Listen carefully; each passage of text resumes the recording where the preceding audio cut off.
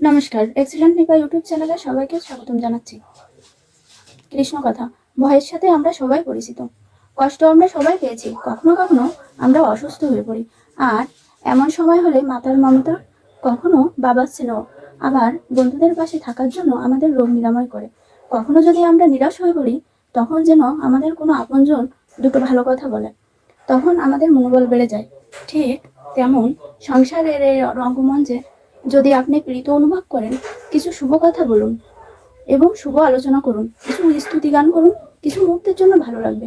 তেমনই একদা এক ব্রাহ্মণ ছিলেন। সে ব্রাহ্মণ দৈব দৃষ্টিতে সবকিছুই দেখতে পেতেন। এখন তার স্ত্রী সেটা কিছুটা জেনেও জানতো না, আবার কিছুটা বুঝেও বুঝতো না। তার স্ত্রী একদা গেল কলসি নিয়ে নদীর ঘাটে জল আনতে যেয়ে দেখে একটা অন্য আরেকটা ব্রাহ্মণ সেখানে উপস্থিত আছেন। এখন তার স্বামীর নিষেধ ছিল পরপুরুষের দিকে তাকানো যাবে না।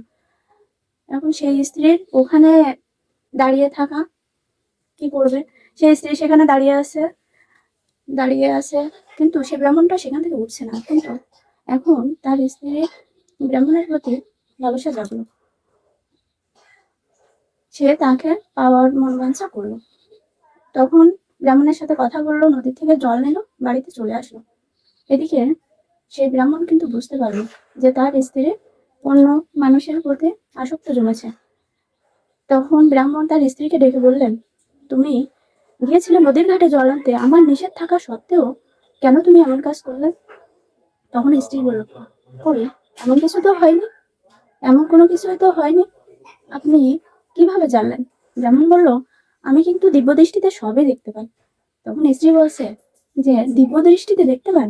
মিথ্যা, আপনি হয়তো আমার পিছন পিছন গিয়েছিলেন, আপনি আমার পিছন পিছন গিয়ে দেখেছেন নদীতে আমি জল আনতে গিয়েছিলাম, নদীর ধারে গিয়েছিলাম, নাকি কোথায় গিয়েছিলাম আপনি আমাকে সন্দেহ করেন, তাই আমার পিছন পিছন গিয়েছিলেন, গাছের আড়ালে লুকিয়ে আপনি সব দেখেছেন। তখন ব্রাহ্মণ বলছেন, না, আমি দিব্য দৃষ্টিতে সবই দেখতে পাই। তারপরের দিন স্ত্রী বিশ্বাস করলো না যে তার স্বামী দিব্য দৃষ্টিতে সবকিছুই দেখতে পায়। এখন তার পরের দিন স্ত্রী করলো কি, জল আনতে যাওয়ার আগে ঋষি যখন ধ্যানে বসেছে, তখন বাইরে দিয়ে দরজার ছিটকিনিটা লাগিয়ে দিয়ে চলে গেছে। যে দেখে, পরের দিন আবারও দেখে সে ব্রাহ্মণ এসছে নদীতে স্নান করতে, এখন তার সাথে কথা বলছে। এদিকে কিন্তু তার স্বামী সবই বুঝতে পারছে, দিব্য দৃষ্টিতে সে সবই দেখতে পাচ্ছে। পরদিন আবার ব্রাহ্মণের স্ত্রী গেল নদীতে জল আনতে, যে কথা বলে চলে এসছে বাড়িতে এসে যখন দরজা খুললো, তখন সে তার স্বামীকে দেখতে পেল। ভাবলো, আমি যে দরজা লাগিয়ে দিয়ে গেল কোথায়? খাটের তলে দেখছে, কোথাও পাচ্ছে না। তখন পিছনে দেখতে গিয়ে দেখে পিছনে দাঁড়িয়ে।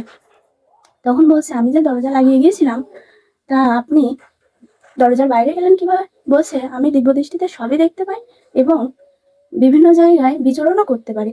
বলে, না না, আপনার নিশ্চয়ই অন্য কোথাও লিঙ্ক আছে, যার জন্য আপনি তাকে ক্লিক করে এবং সে আসে দরজা খুলে দেয়, আপনি বাইরে চলে গেছেন। আমি ছিলাম না সেই সুযোগে, আপনি সুযোগের অপব্যবহার করেছেন। তো তার স্বামী বলছেন, না, তুমি যে জল আনতে গিয়ে এরকম কিছু করেছো আমি সবই জানি। তখন তার স্ত্রীর ভুল ভাঙে। তার স্ত্রী বুঝতে পারলো যে আসলে তার স্বামী দিব্য দৃষ্টিতে সবকিছুই দেখতে পায়, কিন্তু স্ত্রী সেটা মানলো না স্বামীর সামনে, মনে মনে বুঝতে পারলো এবং স্বামীকে বললো, নিশ্চয়ই তোমার লিঙ্ক আছে। হ্যাঁ, আছে লিঙ্ক, এটা আমি জানি। তো বন্ধুরা, আজকের মতো ভিডিওটা এখানেই শেষ করছি। টাটা, দেখা হবে নেক্সট কোনো ভিডিও নিয়ে। এক্সিলেন্ট নিপা ইউটিউব চ্যানেল সবাই সাবস্ক্রাইব করতে কিন্তু ভুলবেন না, লাইক এবং শেয়ার অবশ্যই করবেন। তো আজকের মতো ভিডিওটা এখানেই শেষ করছি, বাই।